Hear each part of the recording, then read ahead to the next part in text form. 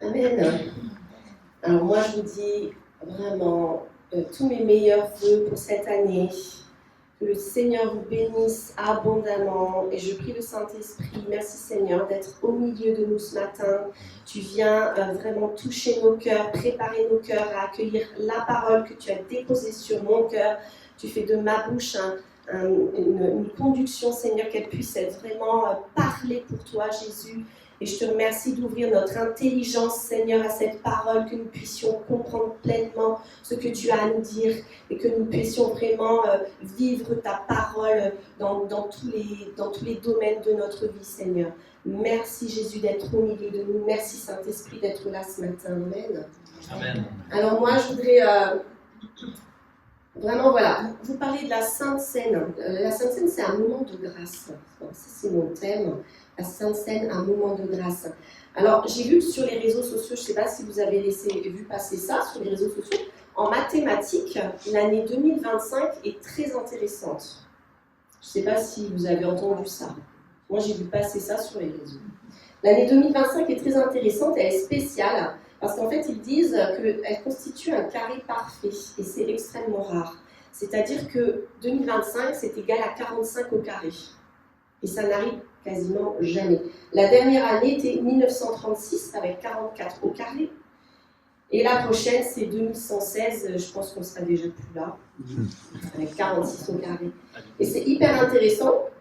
Alors moi, ça m'a intéressé parce que je me suis dit, 2025, c'est une année spéciale. Donc, oui, et même pour les mathématiciens, c'est une année spéciale. Parce que quand on calcule 1 plus 2 plus 3 plus 4 jusqu'à 9 au carré, ça te fait 2025.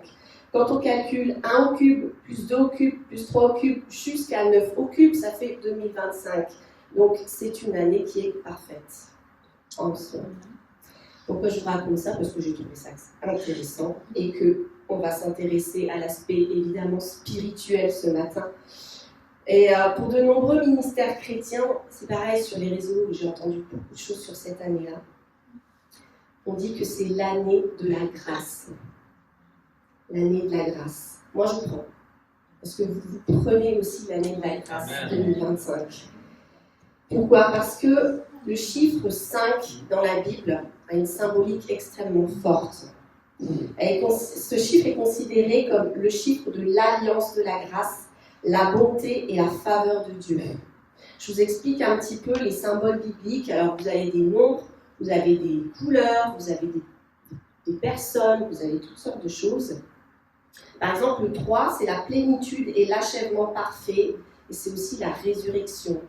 Jésus est ressuscité le 3e jour. Le 3, pourquoi c'est parfait? Parce que c'est la Trinité, le Père, le Fils, le Saint-Esprit.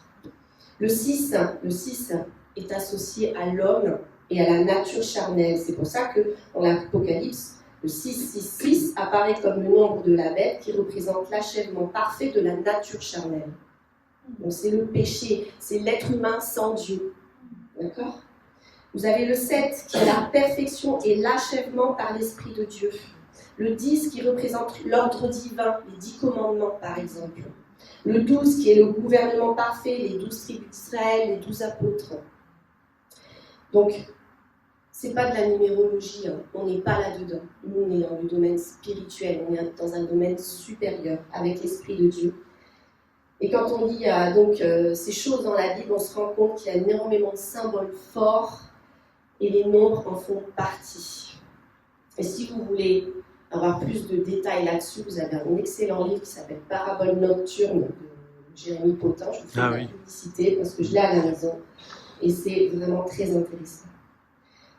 Donc en fait, cette année est une année de grâce. La grâce, c'est la faveur imméritée de Dieu pour nous. Je voulais vous poser la question, est-ce que vous voulez entrer dans une dimension supérieure cette année? Amen. Amen. Sébastien a lu en Acte 2, verset 42. On appelle ça les 4 piliers de l'Église. Les piliers, c'est ce qui représente une structure solide sur laquelle l'Église doit s'appuyer. Car s'il lui manque un seul de ces piliers, elle s'effondre. L'Église s'effondre spirituellement s'il manque un seul de ces piliers. Ils persévéraient dans l'enseignement des apôtres qu'ils avaient reçu eux-mêmes directement de Christ, Dans la communion fraternelle, ils se donnaient assistance dans la fraction du pain, qui est le repas du Seigneur, et dans les prières ensemble. Ce matin, on va s'intéresser à la fraction du pain, qu'on appelle plus communément le repas du Seigneur ou Sainte Seine, qui vient, le mot Seine, du mot latin Cena ou Cena, je ne sais pas, en italien on dit Cena. Dans la Bible, évidemment, le latin, ça n'a pas été écrit en latin, ça a été écrit en grec. Donc on ne trouvera pas Sainte Seine directement dans la Bible, mais ça veut dire repas du soir, souper. Tout simplement parce que Jésus a pris ce repas-là le soir, la Pâque. Les catholiques l'appellent communion ou Eucharistie du grec, Eucharistia que vous trouverez dans la Bible, qui veut dire action de grâce, gratitude, pour dire un petit peu la disposition de cœur qu'on doit avoir quand on prend ce repas. Ça fait partie, chez les catholiques, des 7 sacrements de l'Église. Selon elle, c'est la source et le sommet de toute vie chrétienne, et cela signifie recevoir le corps de Christ. Le repas du Seigneur est bien plus qu'une commémoration. Et pour comprendre la raison de la scène, nous devons comprendre le sacrifice de Jésus et les conséquences pour l'humanité. Nous allons lire Matthieu 26, si vous avez votre Bible.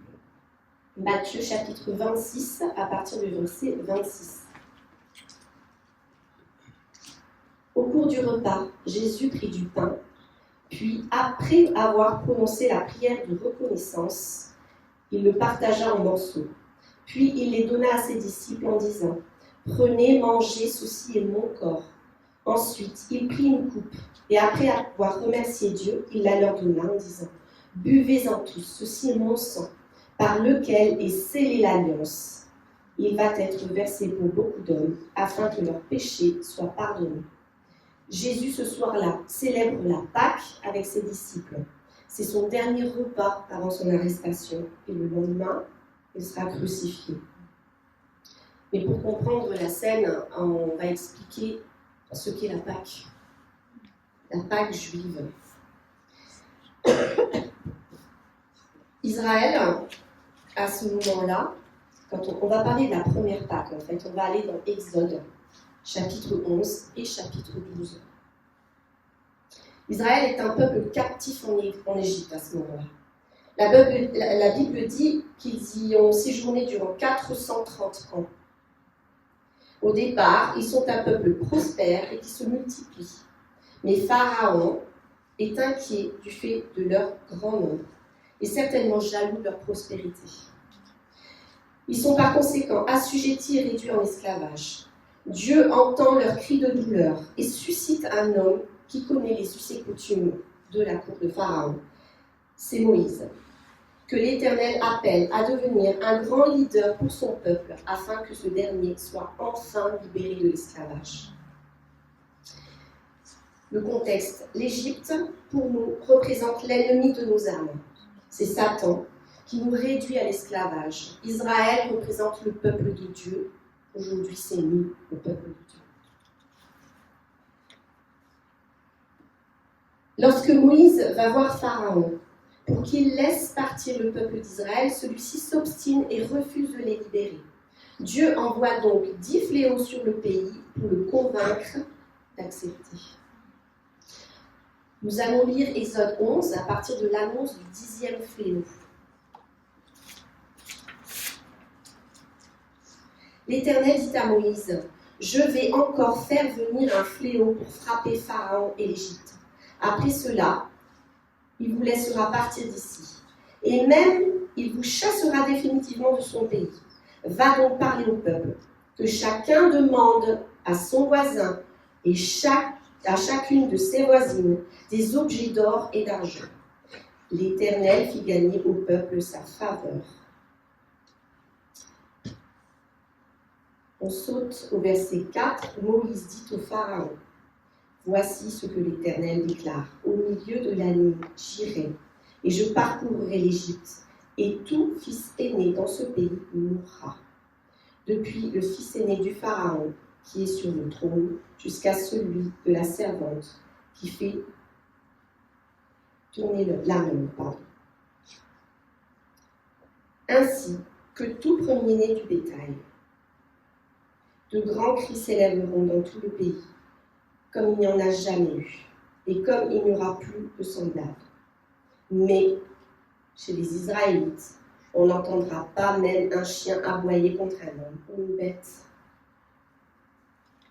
Vous saurez ainsi que je suis Dieu, et que je fais une distinction entre l'Égypte et Israël.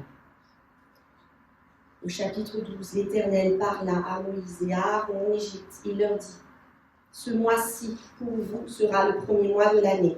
Donnez à toute la communauté d'Israël les instructions suivantes. Le 10e jour de ce mois, que chaque maison ou chaque famille se procure un agneau. Vous prendrez un agneau ou un chevreau sans défaut. Ce jour-là, tous ensemble, toute la communauté d'Israël immolera ses agneaux à la nuit tombante. Je saute. On prendra de son sang et l'on badigeonnera les 2 montants et le linteau de la porte des maisons où il sera mangé.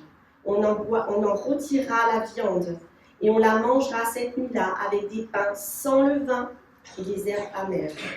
Vous n'en mangerez rien qui soit à moitié cuit ou bouilli dans l'eau. Tout sera rôti au feu. Vous n'en garderez rien pour le lendemain. S'il reste quelque chose jusqu'au lendemain, vous le brûlerez. Vous le mangerez à la hâte, prêt à partir, la ceinture nouée au rein, les sandales aux pieds, le bâton à la main. Ce sera la Pâque que l'on célébrera en l'honneur de l'Éternel. Je parcourrai l'Égypte cette nuit-là et je frapperai tout premier-né dans le pays, hommes et bêtes, et j'exercerai ainsi mes jugements contre tous les dieux de l'Égypte. Je suis l'Éternel. Le sang sera pour vous un signe sur les maisons où vous serez. Je verrai le sang, je passerai par-dessus vous. Ainsi le fléau destructeur ne vous atteindra pas lorsque je frapperai l'Égypte. Là, on peut voir la porte de sang qui préfigure la croix. C'est le sang qui protège le peuple du fléau. Donc Dieu, on peut voir au verset 2 et 3 que Dieu fait gagner au peuple la faveur des Égyptiens et qu'il leur donne des objets d'or et d'argent. D'accord ? En Exode 12, les familles devaient se procurer un agneau, qui est l'image de Jésus, appliquer le sang sur le linteau et les poteaux, qui est l'image de la croix, faire rôtir l'agneau, qui est la préfiguration du jugement de Dieu sur Jésus, et le manger à la hâte en se tenant prêt à partir. C'est la première Pâque. À la hâte en se tenant prêt à partir. Vous allez être libérés. Ce dernier fléau devait atteindre seulement les premiers-nés égyptiens, car la marque du sang protégeait Israël. Le peuple fut intouchable. Le psaume 5, verset 37 dit « Il fit sortir les siens avec de l'argent et de l'or, sans qu'aucun trébuche parmi les peuples. » Trébucher ici veut dire être faible, fatigué, vaciller, chanceler. Donc on peut voir qu'ils sont partis d'Égypte en étant prospères et en étant en bonne santé. Rappelons que selon les spécialistes, le peuple comptait plus de 2 millions de personnes. 2 millions de personnes, des hommes, des femmes, de tous âges, des esclaves malmenés pendant des décennies et des décennies. Alors on peut imaginer dans quel état ils auraient dû être en quittant l'Égypte. Des boiteux, des malades, des cassés. Mais non, c'était tout l'inverse. Ils sont sortis d'Égypte complètement restaurés. Jésus a donc institué la Sainte Seine le soir de son arrestation. Donc je l'ai déjà dit, le lendemain, il mourrait crucifié sur la croix. Jésus a dit: faites cela en souvenir de moi. Faites cela en souvenir de moi. C'est un commandement de Jésus. C'est pas juste faites-le si vous avez envie. Faites cela en souvenir de moi. Mais pourquoi est-ce qu'il a donné ce commandement ? On va aller dans les Corinthiens. 1 Corinthiens, chapitre 11, 17 à 32. On va aller voir un petit peu le contexte, la réalité de l'Église chez les Corinthiens. On a beaucoup parlé de ce passage parce que l'apôtre Paul a été souvent cité. Et il y a eu pas mal d'incompréhension, de mauvaises interprétations de ce texte. Mais là, on est en pleine réalité de la vie de l'Église.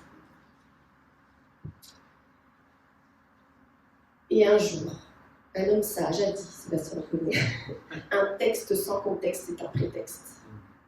Toujours lire le contexte, toujours bien comprendre. Je te dis un peu, je ne suis pas dans le bon livre.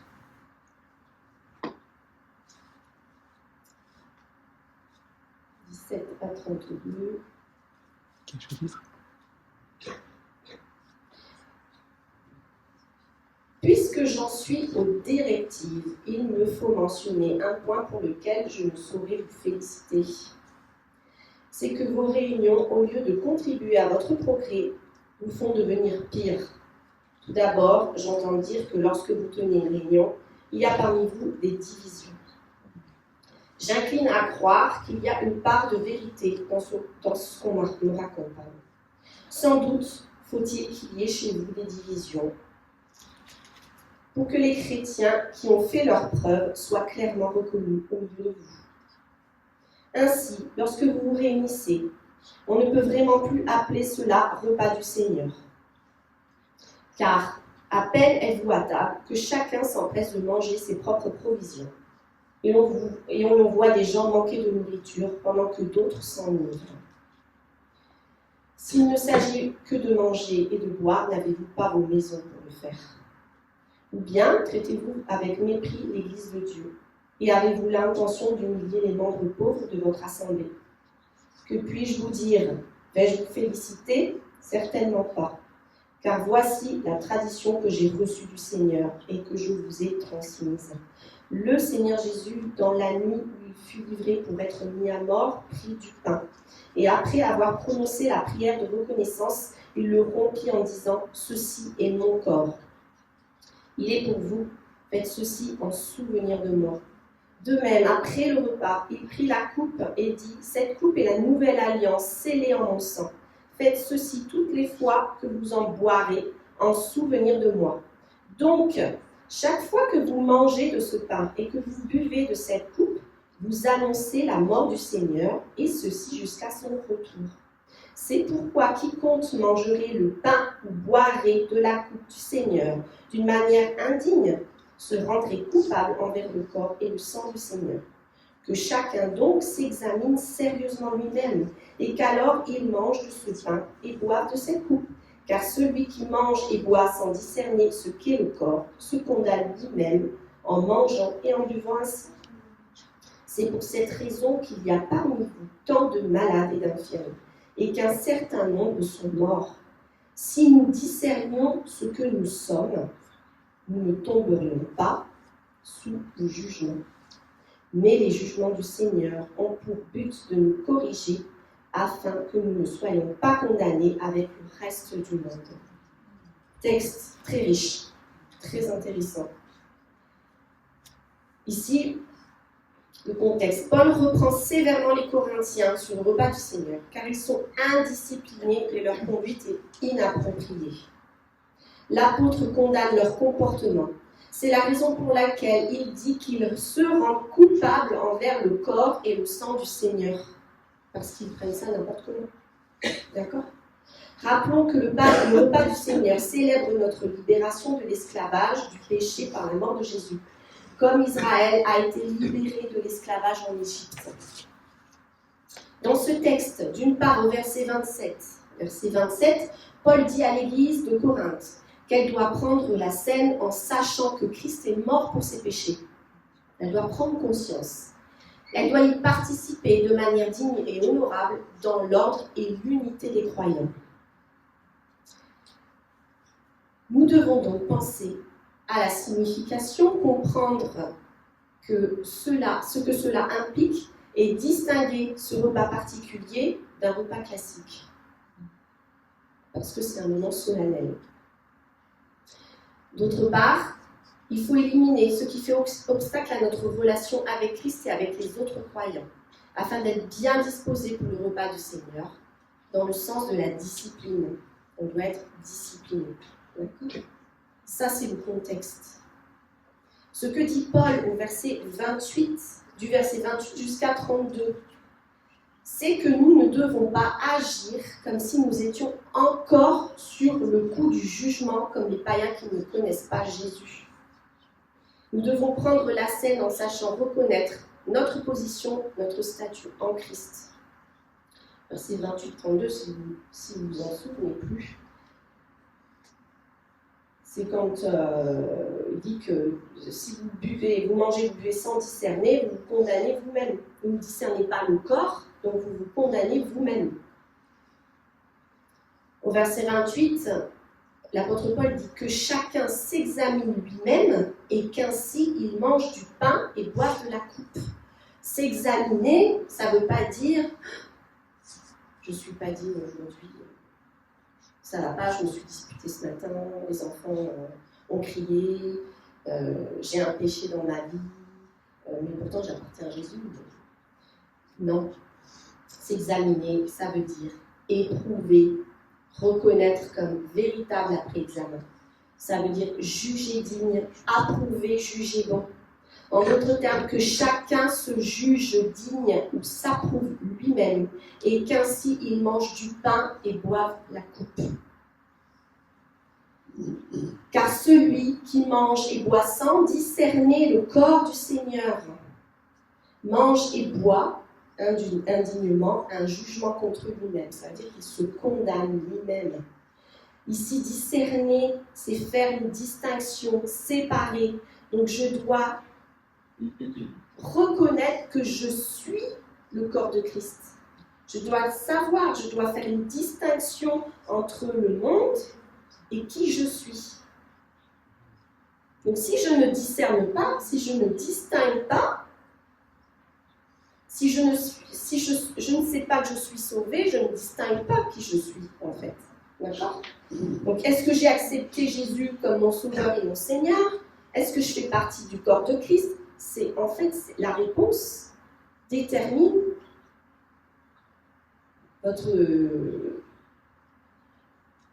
détermine qui vous êtes, d'accord ? Votre identité, je cherche les mots.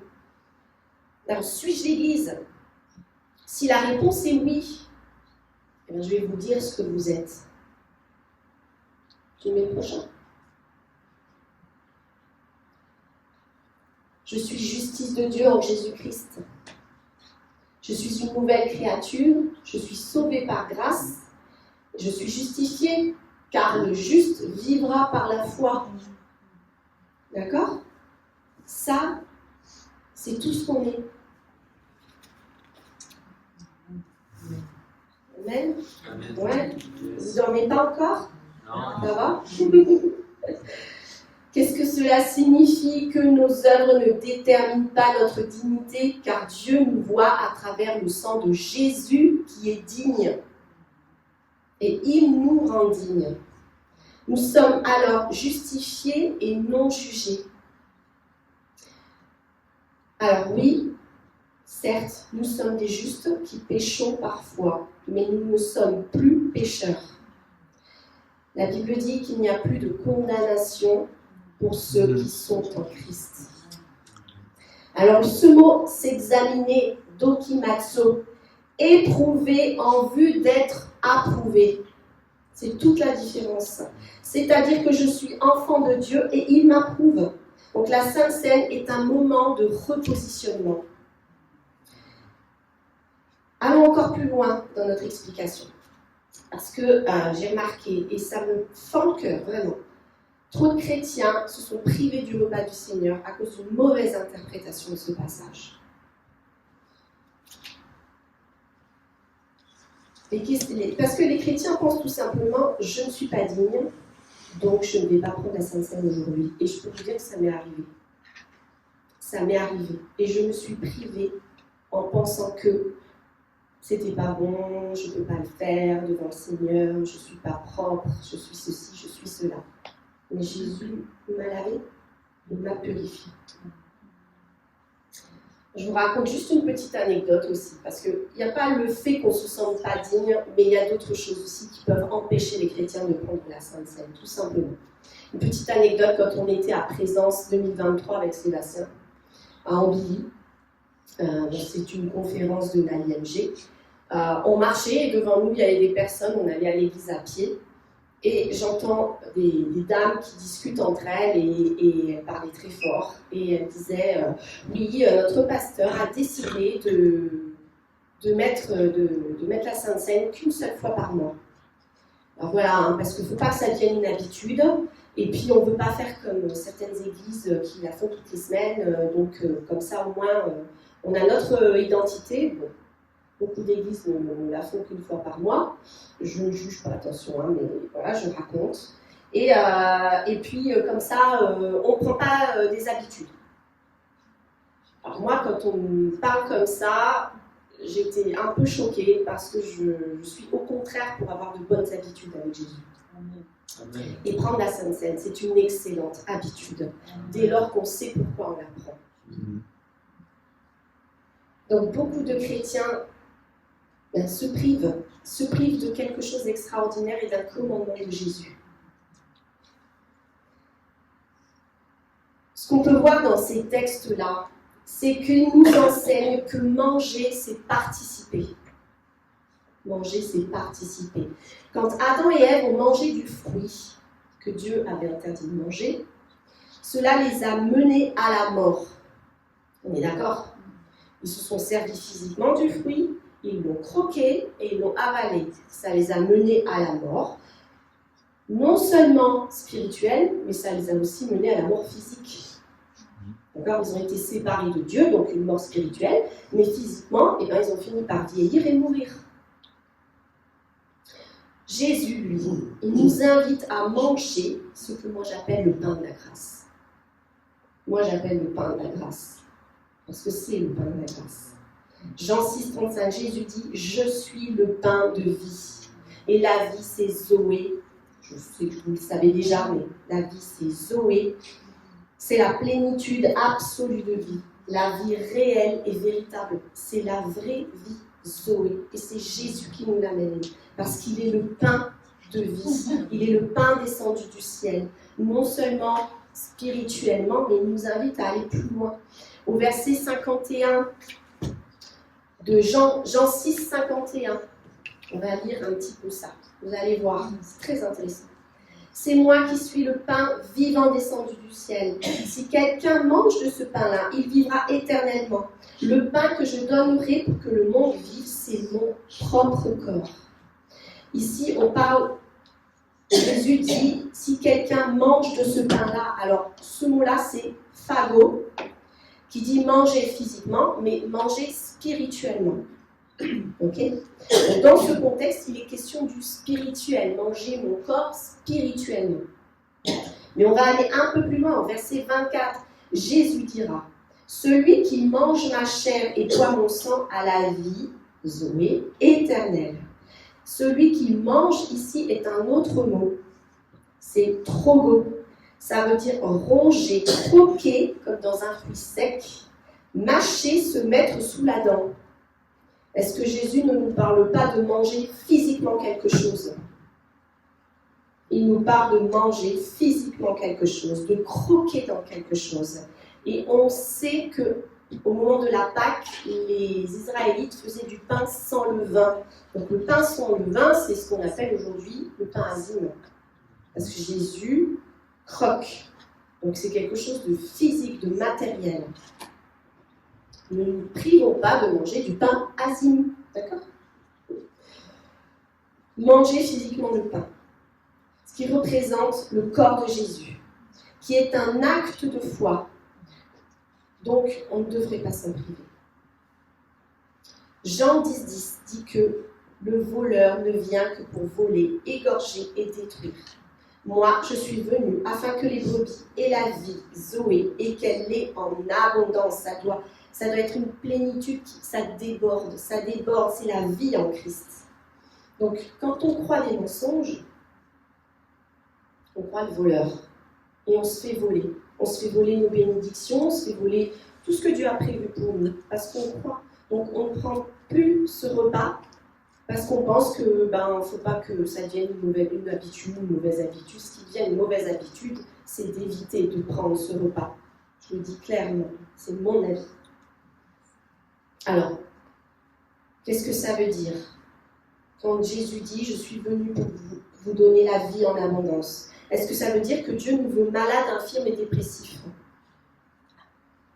1 Corinthiens 11 nous dit « Car celui qui mange et boit indignement, sans discerner le corps du Seigneur, donc le corps du Seigneur c'est nous, mange et boit un jugement contre lui-même. C'est pour cela qu'il y a parmi vous beaucoup d'infirmes et de malades, et que plusieurs sont morts. Si nous nous examinions nous-mêmes, nous ne serions pas jugés. » Ce qui veut dire que si nous savions distinguer qui nous sommes, c'est-à-dire enfants de Dieu, nous ne serions pas soumis à une épreuve qui peut être un jugement. C'est la conséquence du péché, le jugement, d'accord? Je rappelle que nous ne sommes plus pécheurs, mais des justes qui péchons parfois. Nous sommes la justice de Dieu en Jésus-Christ. Au verset 32, « Mais les jugements du Seigneur ont pour but de nous corriger afin que nous ne soyons pas condamnés avec le reste du monde. » Ce mot « corriger », vous avez certaines traductions bibliques qui disent « châtier ». Alors ça paraît super dur. Alors, quand on lit ce texte, on pense que Dieu nous punit si on prend la Sainte Seine indignement, qu'on va être malade et qu'on va peut-être mourir. Et malheureusement, beaucoup pensent ça, mais c'est totalement faux. Quand on connaît Dieu, quand on connaît sa bonté, son amour pour nous, il faut interpréter les textes en connaissant qui est Dieu. Et c'est par le Saint-Esprit qu'on connaît qui est Dieu. Et en lisant la parole de Dieu, en lisant tout le contexte, d'accord? Les jugements de Dieu, du Seigneur, ont pour but de nous corriger, bien sûr. Ça a pour but de nous instruire et de nous enseigner. Parce que ce mot « corriger », c'est exercer un enfant, être instruit ou enseigné. Le Seigneur veut que nous comprenions qu'on ne doit pas prendre cette scène de la mauvaise manière et que nous sachions qui nous sommes, ce que Jésus a fait pour nous, parce que nous sommes enfants de Dieu, nous sommes lavés de tout péché et nous sommes appelés à être des ambassadeurs de Christ en bonne santé et prospères. Amen.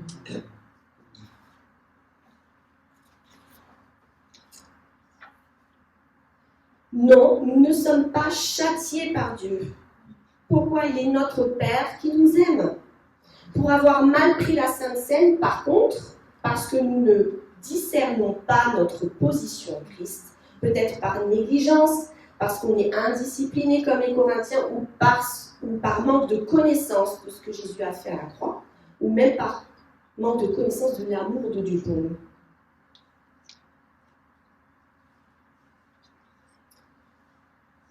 Donc, on se soumet, quand on ne comprend pas, on se soumet nous-mêmes à un jugement, une épreuve qui n'est pas le lot d'un enfant de Dieu. Je le redis, il n'y a plus de condamnation pour ceux qui sont en Christ, pour ceux qui appartiennent à Jésus, parce que nous sommes des justes à cause de lui. Nos œuvres ne déterminent pas notre dignité, mais Christ est digne pour nous et nous sommes justifiés devant Dieu. 1 Pierre, chapitre 2, verset 9, dit « Vous êtes une race élue, une communauté de rois prêtres, une nation sainte, un peuple que Dieu a libéré. Voilà ce que vous êtes. » Il n'y a pas d'amen, c'est glorieux. Je relis parce que vous êtes une race élue, une communauté de rois prêtres. Vous avez un sacerdoce royal, d'accord? Une nation sainte, vous êtes mis à part pour le Seigneur. Vous êtes un peuple que Dieu a libéré. Vous êtes libéré du pays d'Égypte, vous êtes libéré de l'ennemi. Moi, quand je lis ce texte, je ne sais pas vous, je tressaille de joie. Je me dis comment? Eh bien comme ça, par la foi. Quand nous prenons le repas du Seigneur, nous recevons ces bénédictions. Béni soit le Dieu et le Père de notre Seigneur Jésus-Christ, qui nous a bénis de toute bénédiction spirituelle dans les lieux célestes en Christ. Qu'est-ce que cela veut dire? Le pain, c'est le corps, c'est égal à la guérison. Le vin, c'est le sang, c'est le pardon des péchés. La nouvelle alliance en son sang, c'est l'accès direct au Père. Je peux m'approcher de lui avec assurance. J'ai plus besoin d'un prêtre pour aller me confesser et c'est le prêtre qui parle à Dieu à ma place. Non, je suis une communauté de rois prêtres, j'ai un accès direct à mon Père. D'accord? Quand nous prenons le repas du Seigneur, nous recevons ses bénédictions. Ça, je l'ai déjà dit. Le psaume 105, 37 dit que Dieu fit sortir les siens avec de l'or et de l'argent, sans aucune maladie ni infirmité. Quand je prends la Sainte Seine, je suis régénéré dans mon corps et je ne manque de rien. Régénéré dans mon corps, dans mon âme, et je ne manque de rien. Beaucoup ont reçu la guérison durant ce temps de grâce. On a une épouse de pasteur qu'on connaît très bien, qui a été guérie de la maladie d'Alzheimer en prenant la Sainte Seine. Par la foi. C'est un acte de foi. C'est celui qui croit qui prend la Sainte Seine. Et nous devons la prendre, quoi qu'il arrive, quelle que soit notre humeur et quelles que soient les circonstances qui nous entourent. Et même si on ne voit pas les choses arriver, même s'il y a une maladie, même si le médecin a mis un pronostic sur nous, même s'il y a des problèmes d'argent, même s'il y a des problèmes de famille, je ne vois pas, mais je parle ce que je crois. Et j'agis en fonction de ce que je crois. Je pose des actes de foi. Et la Sainte Seine est un acte de foi. Nous pouvons prendre la Sainte Seine en famille. Oui, les enfants aussi. Et j'y tiens, mes enfants prennent la Sainte Seine. Une fois par semaine, nous avons notre moment de Sainte Seine. Pourquoi? Parce qu'en Égypte, toute la famille a mangé l'agneau. Toute la famille. Et mes enfants ont reçu Christ dans leur vie. Quand ils étaient petits, on allait à l'église et ils me disaient « Maman, pourquoi on ne peut pas prendre la Sainte Seine ?» Je leur ai répondu « Parce qu'il faut avoir reçu Jésus comme son Sauveur et son Seigneur. » Ils me regardent, ils disent « Mais c'est fait. » Ça m'a ouvert les yeux. J'ai dit « Ah mais bien sûr, c'est fait. Donc oui, tu as le droit de prendre la Sainte Seine. » Ils sont sortis libérés de l'esclavage. Les Israélites, et nous aussi. Ils sont sortis prospères et en bonne santé. C'est ainsi que Dieu nous veut. C'est pourquoi Jésus a été crucifié. Galates dit, maintenant, par la foi en Jésus-Christ, vous êtes tous enfants de Dieu. Par la foi en Jésus-Christ, vous êtes tous enfants de Dieu. Et pour conclure, un petit mot de Joseph Prince que j'aime bien et que j'écoute presque tous les jours. La Sainte Seine est la façon ou le système de distribution prévu par Dieu pour que nous recevions la vie de santé de Jésus qui est éternelle, sainte, rajeunissante, victorieuse, quand nous mangeons sa chair et buvons son sang. Alors, ne vous privez pas du repas du Seigneur, ne croyez pas les mensonges de l'ennemi, des personnes qui pourraient mal avoir compris ce repas. Ne vous privez pas, tous les jours, vous pouvez la prendre.